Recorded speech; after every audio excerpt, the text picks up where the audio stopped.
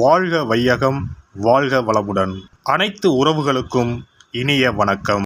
நாம் இந்த பதிவில் குரு பகவானின் அதிசார பெயர்ச்சியால் ஏற்படும் சுப மற்றும் அசுப பலன் என்ன என்பதனை பற்றி காண்போம். கடந்த மே மாதம் 14ஆம் தேதி குரு பகவான் ரிஷபராசியில் இருந்து மிதுன ராசிக்கு பெயர்ச்சி அடைந்தார். சனி பெயர்ச்சிக்கு அடுத்தபடியாக ஜோதிடத்தில் மிகவும் சக்தி வாய்ந்தது குரு பெயர்ச்சி ஆகும். பொதுவாக குரு பகவான் ஒரு ராசியிலிருந்து மற்றொரு ராசிக்கு செல்ல சுமார் 1 வருட காலம் எடுத்துக்கொள்ளும் நிலையில் தற்போது 6 மாதத்திலேயே கடகராசிக்கு செல்கிறார். வரும் அக்டோபர் மாதம் 18ஆம் தேதி குரு பகவான் மிதுன ராசியில் இருந்து கடகராசிக்கு பயிற்சி ஆவார். கடகராசிக்கு பயிற்சியாகும் குரு பகவான் டிசம்பர் மாதம் 5ஆம் தேதி மீண்டும் மிதுன ராசிக்கு பயிற்சி ஆவார். கிரகங்கள் பொதுவாக தங்கள் சுற்றுப்பாதையில் ஒரு குறிப்பிட்ட வேகத்தில் நகர்ந்து ஒரு ராசியில் இருந்து மற்றொரு ராசிக்கு செல்லும். சில கிரகங்கள், குறிப்பாக குரு, தங்கள் சுற்றுகளின் போது ஏற்படும் ஈர்ப்பு விசையின் காரணமாக தங்களது இயல்பான வேகத்தை விட வேகமாக நகர்ந்து குறிப்பிட்ட காலத்திற்குள் அடுத்த ராசிக்குள் நுழைந்துவிடும். இந்த வேகமான மற்றும் முன்னதாக நடக்கும் நகர்வுக்கு அதிசார பயிற்சி என்று பெயர். குரு பகவான் ஜோதிடத்தில் சுப கிரகமாக கருதப்படுகிறார். குரு அதிசார பயிற்சி நடைபெறும் காலத்தில் சில ராசிக்காரர்களுக்கு நன்மைகளும் அதிர்ஷ்டமும் எதிர்பாராத திருப்பங்களும் ஏற்பட வாய்ப்புள்ளது. இந்த பெயர்ச்சி மக்களின் வாழ்க்கையில் திருமணம், தொழில், செல்வம் மற்றும் பல்வேறு நல்ல மாற்றங்களை கொண்டு வரும். இந்த அதிசார பெயர்ச்சியால் உங்கள் வாழ்வில் வளமும் நலமும் செல்வ செழிப்பும் பெற்று வாழ்வில் உயரிய நிலையை அடைய எல்லாம் வல்ல எம்பெருமானை வேண்டி விரும்பி கேட்டுக்கொள்கிறேன். எவ்வித பேதமும் இல்லாமல் எல்லோரையும் சமமாக பாவிக்கும் விருச்சிகராசி அன்பர்களே, நீங்கள் பழி பாவத்துக்கு அஞ்சி நேர்பாதையில் செல்பவர்கள். இந்த அதிசார பெயர்ச்சியின் போது ராஜதந்திரத்துடன் செயல்பட்டு சில முக்கிய முடிவுகளை எடுப்பீர்கள். பழைய பிரச்சனைகளுக்கு மாறுபட்ட கோணத்தில் யோசித்து தீர்வு காண்பீர்கள். இனம் காண இயலாதபடி இருந்து வந்த தடைகள் நீங்கும். ஏலச்சீட்டு, மியூச்சுவல் ஃபண்ட் போன்ற விஷயங்களில் கவனமாக இருங்கள். அங்கீகாரம் இல்லாத நிறுவனங்களில் முதலீடு செய்ய வேண்டாம். எல்லா விஷயங்களிலும் கவனத்துடன் செயல்பட வேண்டும்.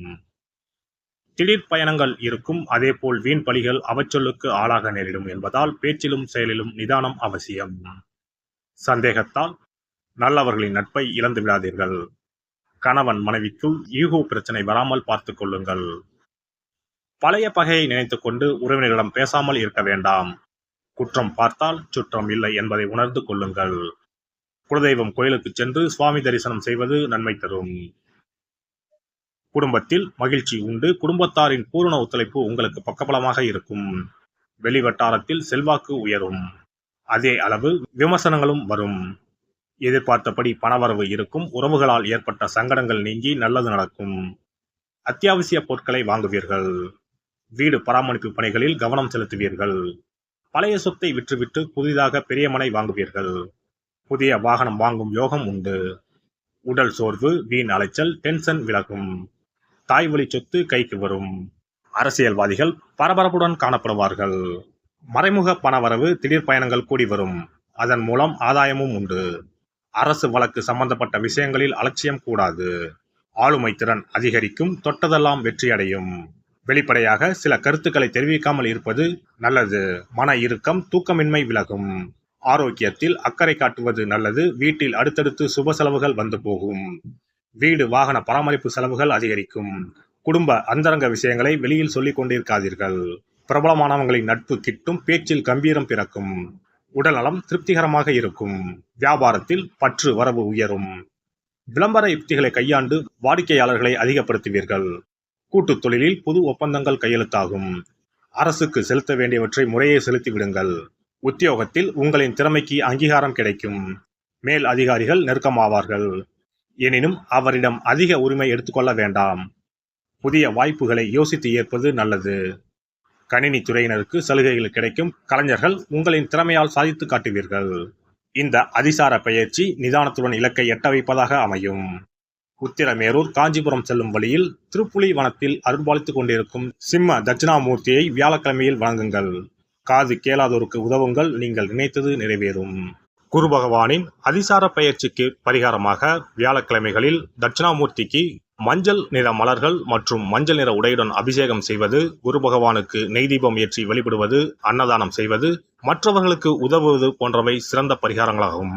மேலும் வியாழக்கிழமைகளில் குரு பகவானின் காயத்ரி மந்திரத்தை உச்சரிப்பதும் நன்மை பயக்கும்.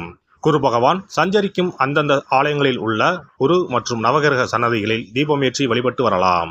சிறப்பு பரிகாரம்: வியாழக்கிழமை அன்று மண்ணால் செய்யப்பட்ட ஒரு உண்டியலை வாங்கி வர வேண்டும். அந்த உண்டியலின் வெளிப்புறத்தில் மஞ்சளில் பன்னீரை ஊற்றி குழைத்து உண்டியல் முழுவதும் பூச வேண்டும். இப்படி பூசிய இந்த உண்டியலை நம்முடைய வீட்டின் குபேர மூலையில் வைத்துவிட வேண்டும். தினமும் அல்லது வாரத்திற்கு ஒரு முறை குறிப்பிட்ட ஒரு தொகையை போட்டுக்கொண்டே வர வேண்டும். உதாரணமாக 2 ரூபாய், 5 ரூபாய், 10 ரூபாய், 20 ரூபாய் என்று நம்முடைய வசதிக்கு ஏற்றவாறு ஏதாவது ஒரு தொகையை நாமே தேர்வு செய்து அதை மட்டும் 10 ரூபாய் என்றால் 10 ரூபாயாக தினமும் அல்லது வாரத்திற்கு ஒரு முறையோ போட வேண்டும்.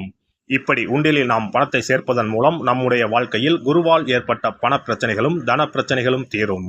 உண்டியல் நிறைந்த பிறகு உண்டியலில் இருக்கக்கூடிய பணத்தை எடுத்து அருகில் இருக்கக்கூடிய சித்தர்கள் ஜீவ சமாதி உண்டியலில் செலுத்திவிடலாம் அல்லது ஏதாவது ஒரு பொருளாக வாங்கி கொடுக்கலாம். இது பொதுவான பரிகாரமாகும். உங்கள் ராசிக்குரிய அதிசார பயிற்சி பலன்களை அறிந்து அதற்கு ஏற்ற பரிகாரங்களை ஒரு அனுபவமிக்க ஜோதிடரின் ஆலோசனையின்படி செய்வது நல்லது. எல்லாம் வல்ல இறையருளால் நீங்களும் உங்கள் அன்பு குடும்பமும் உடல் நலம், நீலாயுள், நிறை செல்வம், உயர் புகழ், மெய்ஞானம் ஓங்கி வாழ்க வளமுடன்.